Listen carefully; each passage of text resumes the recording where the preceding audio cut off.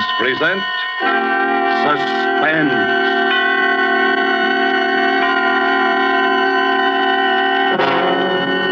Roma Wines, made in California for enjoyment throughout the world.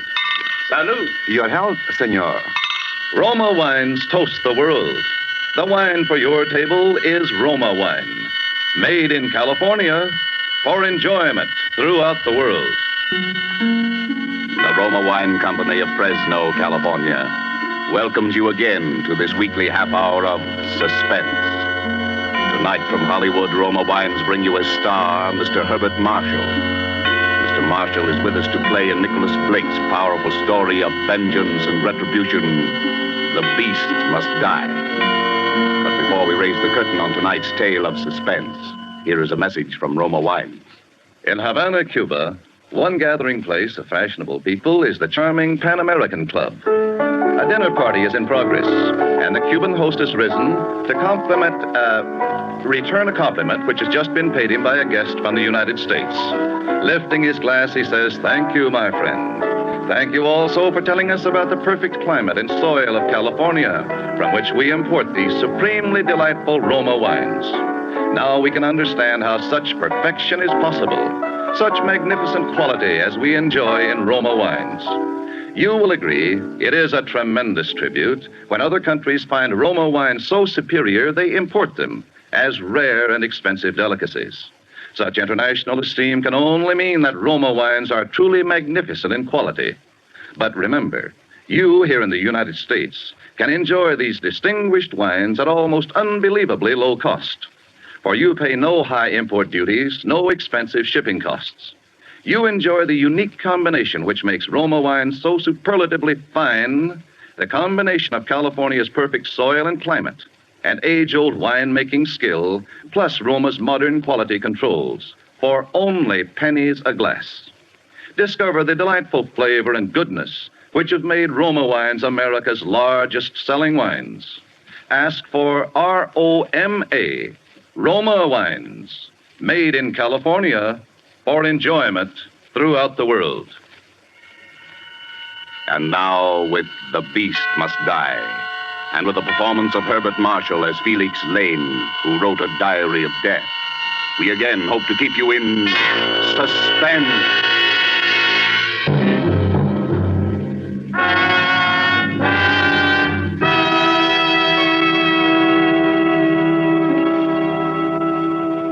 I am going to kill a man. I don't know his name. I don't know where he lives. I have no idea what he looks like. But I'm going to find him and kill him. Well, Mr. Lane? I wrote those words, if that's what you're asking, Inspector. And I meant them. Apparently you did. Whatever possessed you to write such a document? Vanity, for one thing, I suppose. A record for posterity of the perfect crime. As you know, I'm a writer by profession. I think more clearly on paper. By keeping this diary, I was able to plan my murder step by step. Details, little things that happened in the course of a day which might so easily have been forgotten or overlooked, were written down in this diary, where I could refer back to them and make use of them if need be. But you found out that a real-life murder could not be carried out so easily as the murders you wrote about in your detective novels, eh, Mr. Lane? I wouldn't go so far as to say that, Inspector. In fact, except for the ending, I think this diary is quite the best murder story I've ever written. Yeah, and quite the most incriminating document I've ever known a prospective murderer to leave lying around. Incriminating? In a way, I suppose. In another way, this diary might turn out to be my best defense. How do you figure that, Mr. Lane? Well, supposing I read some parts of it aloud to you and let you decide for yourself. Very well, Mr. Lane. Fire away. That was my first entry. June 18th. Yes, I'm going to kill a man. It takes great singleness of purpose to commit a murder. But if ever for a moment I stray from that purpose, I've only to think of Ronnie. Ronnie was my son. One evening, 2 weeks ago, he was crossing the road outside our house. He had gone into the village to buy some candy. For him, it could have been only a paralyzing blaze of headlights around the corner, a moment's nightmare, and then the impact turning everything to darkness forever. body was hurled into the ditch. He was dead at once. The motorist who killed Ronnie did not stop. The police have failed to trace him. They say he must have been going 50 around that blind corner for the child's body to have been thrown and injured as it was. The man who drove that car, he is the man I have got to find and kill.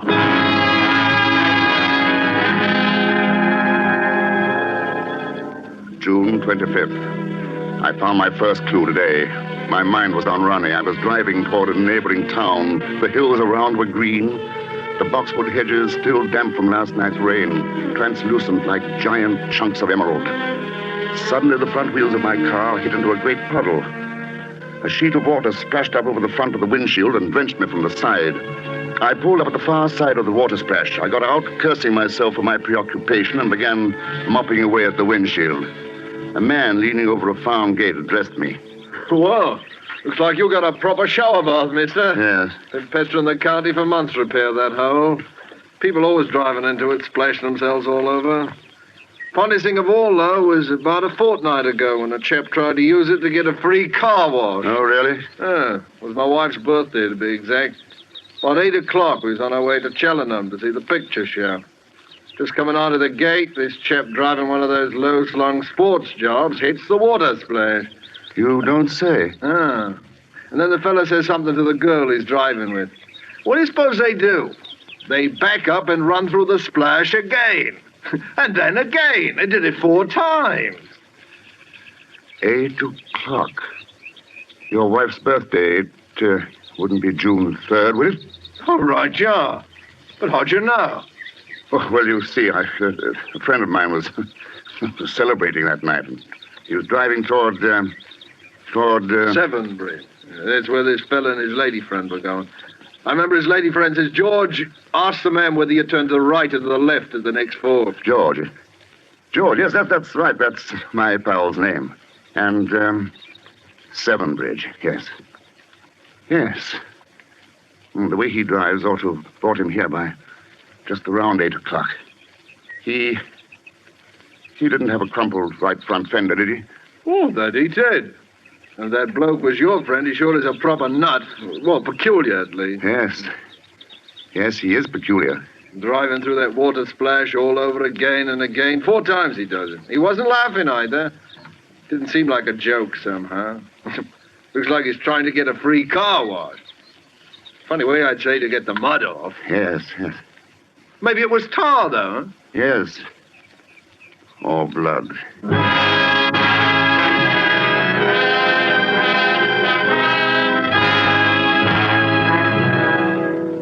July 12th. At Severn Bridge. I've talked to any number of the town's people, and I've met a number of Georges. But not one of them have owned or driven a low-slung sports job. Not like the one I've been looking for anyway. It may be that I have to start all over again. On some other tack. I was returning to the inn this afternoon when I noticed a car parked on the side of the road up ahead. A girl with bright hair was working the rear wheel, and a small lad beside her was doing his best to help. I pulled up beside them. It was a long, low-slung sport job.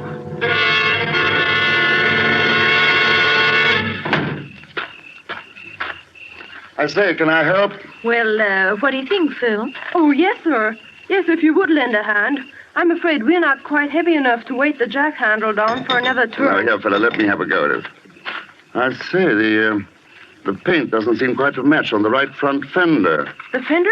Oh, Dad had a new fender put on a while back. It got bunged up or something. I can't tell you how awfully nice it is of you to help us out. Not at all. By the way, I wonder if you and Phil here wouldn't stop for tea with me at the inn afterwards. It's not far, you know. We're expected at home, sir. Perhaps you could come along with us. What do you do, sir? Why, I'm a writer, Phil. Oh, you really must come to see us. It's Gables on Devon Road, my brother-in-law's place. The name's Rattery. We'll give you a ring tomorrow and set a date. Sis will love meeting a real author, and so will George. Did you say your brother-in-law's name is George?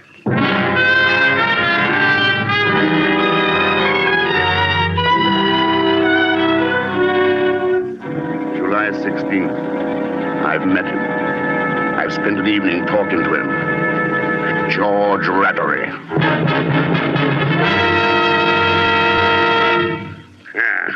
So you're a friend of Lena's, eh? Storybook detective. A writer. Easy enough to write about a dead body. But I'd like to see an author that had guts enough to look at one.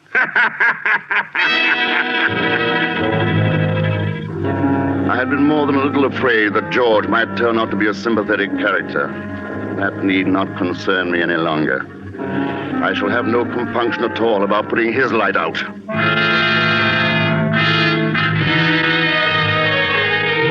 It appears that George is the half-owner of a garage down in town. A man by the name of Carfax is the other partner.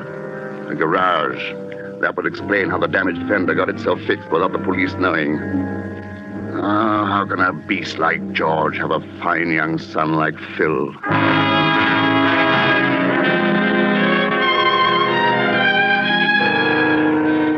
This afternoon, I was rounding the corner of the tea house in the Rattery's garden when I heard voices. It was Lena and George. I stopped in my tracks and eavesdropped shamelessly. It's a neat rig you're wearing today, Lena. Is that for Felix Lane's benefit? Oh, save your compliments for that Carfax woman. Jealous.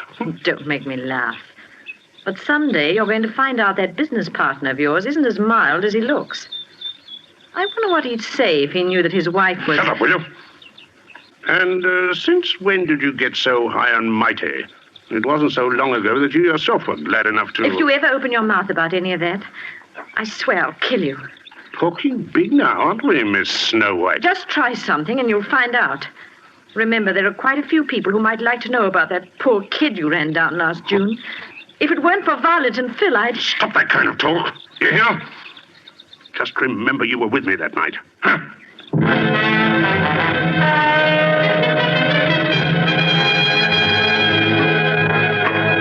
August 5th. Had a look around the Rattery Carfax garage this afternoon. Told George it might come in useful as material in my book.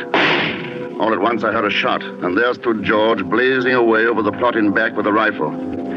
I went up to him. There. That's another one of the pests out of the way. We've tried everything. Traps, poisons, rat hunts. We can't keep them down. That's a nice rifle. Yeah.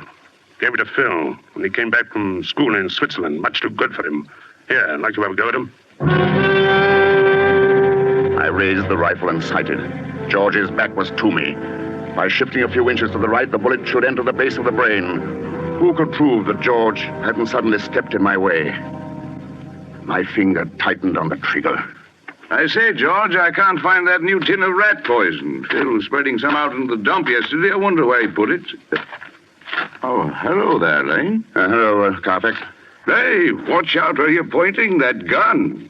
We wouldn't want anything to happen to the senior partner, eh? Not very funny.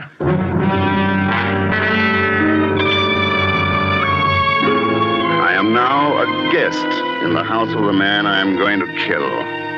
Violet, Phil's mother, suggested that I come and stay with them for a fortnight and help Phil in odd hours with his Latin.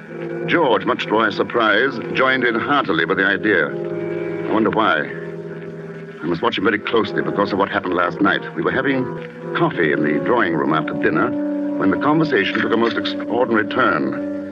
They were talking about Violet's new rose bushes. I suppose they'll be very nice, but I can't for the life of me see why you went to all that trouble. Well, the old ones weren't doing very well. They were still alive, weren't they, Mother? Oh, yes, dear, but I'm not one to keep something going when it's only half alive. Oh, I'm glad you're talking about rose bushes. I should hate to think you felt that way about people. Of course not. But, on the other hand, I do think if a person were incurably ill that they ought to... Well, that is, they ought to have the right to ask their doctor to put them out of their misery. Don't you think so, Felix? Speaking of doctors reminds me, George, don't forget your tonic. Doctor said after every meal. Tonic. Oh, pass it here. Yeah. Foul stuff, bitter as gall, poison. That won't kill you, George. Felix, would you really be in favor of doing away with all unfortunates? Well, what about your incurable social pest, the person who makes life miserable for everyone else around him? I think a person would be justified in killing someone like that. I do think you're all getting a little morbid. The kind of a person I describe has no right to life. Of course, that's to say I would if I could do it without running my neck into a noose. Now, in my book, I'm working on a very pretty murder. Quite my masterpiece, I think. Well, he's darn close about it. Locked doors, sealed lips, and all that. Of course, he says he's writing a thriller, but we've no proof, have we? I think you ought to show us the manuscript, Felix. Don't you, Lena? I can't. I'm sorry. I hate anyone to see an unfinished manuscript of mine. I'm funny that way. Oh, Felix, please, get it and read some of it. Come on, don't be a spoil sport. I'll go and get it myself and read it out loud if the blushing author is too coy. By heaven, I'll go upstairs and fetch it now. You'll do nothing of the sort. I've read it. I will not have people snooping about among my manuscripts.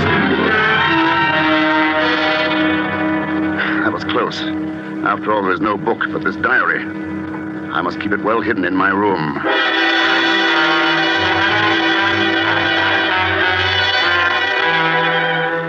At last, I have my plan. It took a great deal of subtle taunting and persuasion, but it came off at last. George is going sailing with me this afternoon, and he can't swim. Drowning is very painful, they say, in the early stages. That's good, I'm glad. George's lungs bursting, the top of his head shrieking with pain, his hands scrabbling vainly to thrust against the giant weight of the water. But if I cannot kill George today on the open sea, with the wind in my favor and myself the undisputed master of the situation, if I fail today, then I will know that it is not my destiny to be a murderer, and I will make no further attempt on the life of George Rattery.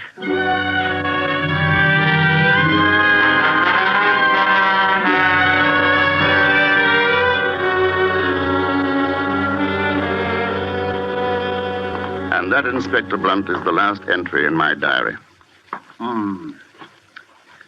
But you and George did go sailing, didn't you? Yes, it was after lunch on the same day. We walked down to the docks together.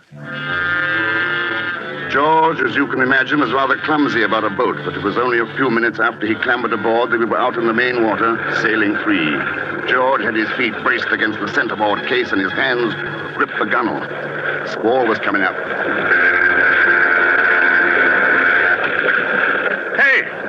Motor barge is getting very close, isn't it? There'll be plenty of room, George. Power vessels have to give way to sailing vessels, you know. Give way? How do you think about that size is going to give way to a crate like this? Hey there, what are you up to? Look out, I tell you, you can't. What if you ran into us? I'll bloody well hang on to your leg until we're both drowned. What are you doing? What? A bit close, but perfectly safe. Oh. Perfectly safe. That barge didn't miss us by a yard. The same thing happened the other day when I was out with Phil. He didn't lose his nerve. Oh, he didn't, eh? By the way, you better not stand up in the boat again. That's one thing that's not safe. Very well, my friend. But I shouldn't try any of those funny tricks you've been planning. Tricks? What tricks? You know what I mean, you filthy sneak. I searched your room just before lunch, and I found your diary. Yes, I posted that precious diary of yours up to my solicitor just before I came out here. Posted it, mind you, just before we went sailing. So you see, it'll be most unfortunate for you if you let me drown. Well, what's the matter? Lost your lying tongue, have you? I ought to break your jaw for you. I've a good mind to hand over your diary to the police. Don't be silly. You know perfectly well you won't do anything of the kind. And for the very good reason that you don't want the police to haul you in on a charge of manslaughter for killing my son. Well, you can't prove I ran over your son. Aren't you forgetting that Lena was with you that night? The police will get a confession out of her in no time. Why, you, if ever I see you again after today, you slug, I'll bash you into a jelly. Oh, shut up, George. I guess we've both been a little too clever. It looks like a stalemate.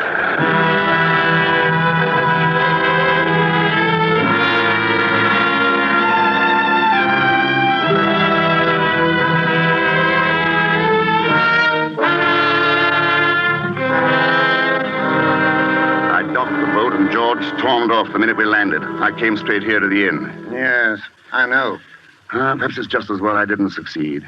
Going back to writing detective stories after committing the perfect crime will be like going back to playing with tin soldiers after winning the Battle of Waterloo. You seem to be awfully sure of your alibi. Well, after all, there's no crime in planning a murder, is there? Providing nobody's hurt? Unfortunately, somebody has been hurt. What do you mean? What are you trying to tell me? George Rattery died yesterday evening of the effects of strychnine poisoning. George dead. Strychnine poisoning. All my planning, all my high and tragic purpose, and the beast ends by taking his own life. Poison. I remember now. He used to talk about suicide quite a lot. But I thought he only did it because the subject was so upsetting to his wife. I never dreamed. How did he take it? With his tonic. But it couldn't possibly have been suicide, Mr. Lane. But who? What else could it have been? It could have been murder. Unfortunately, we have no evidence except this diary of yours. Oh, but the bottle, the tonic. George Rattery died almost instantly after taking his tonic at dinner. But before the doctor arrived, that bottle disappeared. Well, any suspects? Every person closely associated with George Rattery had enough motive to murder him. But you had the strongest motive. After all, George Rattery did kill your son. Am I under arrest? Not officially as yet. But naturally, I posted a guard outside your room. In the meantime... But, man, you can't go in there. He told us. Officer, let me by. I tell you, I've got to see Inspector Blunt. Please, Mother. I say it's no good. Be quiet, Phil. Why couldn't you have stayed at home? Officer, let me by. I must see. Now, let them come in, officer. Good afternoon, Mrs. Rattery. Phil? Hello, Phil. Hello, Felix. Please. Please, I can't stand it any longer. They're accusing Felix here of murdering my husband. He had nothing to do with it. Said. She doesn't know what she's saying. For heaven's sake, Phil, will you be quiet? It was I who killed George. He treated me very badly. He was unspeakable to Phil. There was another woman. Oh, I can't go on. Are you trying to tell me, Mrs. Rattery, that you gave your husband poison? Yes. Mother. I tell you, I poisoned him. Where did you get the poison, Mrs. Rattery? I bought it at that chemist shop. What chemist shop? The one on Abbey Lane, near the corner of High Towers. That's it. Uh-huh. What became of the bottle of tonic after your husband's death? I broke it. I buried it. I'm sorry, Mrs. Rattery. The police have checked. You didn't buy any poison at the chemist's. Mother, I told you it was no good. Sir, Mother is trying to save me. It was I, sir. I killed him. What? Phil, you don't. Don't believe him. Don't believe him. He's just a foolish child. He doesn't know what he's saying. Go on, Phil. Well, you see, sir, I left a note. I was running away, but Mother found the note before I quite got out the door. Oh, boys get such strange ideas. He couldn't have done it. He's just a boy. You know he couldn't. You see, sir, when they accused Felix here, I couldn't stand it any longer. That's why I wrote you the note, but Mother found it first. She said if she confessed that they wouldn't do much to her. The police would understand. Felix, make them believe me. I can prove I did it. Now, go on, Phil. You say you can prove it. What do you mean? I have it here in my pocket, sir. I've had it hid ever since. So see, here it is. It's still half full. It's Dad's bottle of tonic. Phil, where did you get that? I took it off the buffet after the doctor said Dad was dead. But this is very serious, Phil. You know that. He's lying. He couldn't have. He's just a little boy. Please, all of you, I have a favor to ask. Let me talk to Phil alone for a few minutes. Won't hurt anything. I think I may be able to help solve this whole thing. Phil didn't do it. Violet's right. Yes, but the bottle... Just give Phil and me 10 minutes alone. Very well. We'll wait outside. 10 minutes, mind you, Phil. No more. Come here, Phil. I'm a murderer, Felix. You are not a murderer, Phil. No one could ever tell me that. I left a note. We've gone all over that. I killed him. He beat Mother. I killed him, I tell you. Stop that, Phil. I know better. They thought you did it, Felix. I heard them talking about your diary. You wanted to kill him. You said so in your diary. Maybe I did, but... They'd hang you, Felix. So that's why you wrote the note and pretended you did it? Yes, I saw you in the pantry with Dad's bottle of tonic before you went for the sale with him. You saw me? Oh, I'm sorry, Phil. Sorry you saw me. Naturally, you jumped to the conclusion that I... Oh, poor little man. Oh, there's nothing for you to worry about now, Phil. You mean they're not going to hang you, Felix? They're not going to hang me. You won't let them do anything to you? Promise me. No, I won't let them do anything to me. But, Phil, There are other things for you to think about now. Now that your father's gone, you are head of the house. That's a man's job, Phil. There's a lot you've learned about courage these last few days. Living takes a lot of courage. This is pretty grown-up talk, Phil. Do you understand me? I'm trying, Felix. You remind me a lot of my own son. You mean the boy my father ran? That's right, Phil. Yes, you're a lot like him. Would he have gone sailing with us? Oh, yes. I think Ronnie would have been quite a sailor. Can we go sailing tomorrow, Felix? Not tomorrow, Phil. Are you going away, Felix? Yes, but not as far as most people might think. You sound very strange, Felix. I have a note to write. Got to make everything shipshape. You go on out to your mother and tell them they may join me in a few minutes. Can't I wait, Felix? No, Phil. Go ahead now. But... Those are orders. Skipper's orders. Aye, aye, sir. Goodbye, son. I thought I'd made the last entry in this diary, but there will have to be one more. This diary was kept for only one purpose, to make George and the police believe that I planned to kill the beast by drowning him. Death was already waiting for George Rattery at home, in the bottle of his tonic, where I had placed 3 pellets of rat poison taken by me from the garage. My plan was almost perfect. The only thing I didn't expect was that someone loved me enough to try to destroy the evidence I had so carefully planted in an effort to help me, and even to confess to my crime in order to save my skin. I know now that my life ended with the death of my son, Ronnie. It seems that I must have just come back to life for a few weeks to save Phil. Yes, I killed George Rattery. I have no regrets. I might have known that the matter would be taken care of fittingly. It says in the Bible, the beast must die, but the man dieth also. Yea, they both must die. George was right about that tonic of his.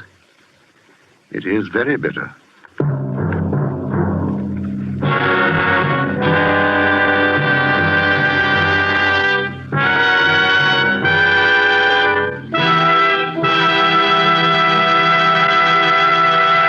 And so closes The Beast Must Die, starring Herbert Marshall. Tonight's tale of Suspense. Suspense is produced and directed by William Spear. Have you discovered the age-old secret of famous chefs and lovers of fine food? Namely, how good wine makes even the simplest, most inexpensive meals really exciting events? How Roma wines perform flavor miracles in bringing out rich, new savoriness? Well, the next time you cook any of the red meats, stews, fish, or poultry, add a generous portion of any Roma California table wine, delicious Sauterne, hearty Burgundy, or tasty claret. Then put the same bottle well chilled on the table with your meal. You will be amazed at the wonders Roma wine performs in bringing out all the appetizing goodness of even the simplest foods. Remember, Roma wines, these marvelous aids to greater enjoyment of daily meals, cost only pennies a glassful. So any home can afford the pleasure they give to everyday living. Ask for ROMA, Roma wines, America's largest selling wines, made in California for enjoyment throughout the world. This is Herbert Marshall, and at the request of the United States Army, I'm addressing this to every soldier listening. Volunteers are once more being accepted for immediate training by the parachute troops. Paratroopers receive $50 extra per month in base pay. Officers get $100 extra per month. If you think you can qualify for the paratroops, apply to your company commander immediately. Mr. Marshall appeared through the courtesy of Metro Goldwyn Mayer, producers of White Cliffs of Dover. Next Thursday, same time, you will hear Mr. Peter Lorre with Richard Conte as stars of Suspense. Presented by Roma Wines, ROMA, made in California for enjoyment throughout the world. This is CBS, the Columbia Broadcasting System.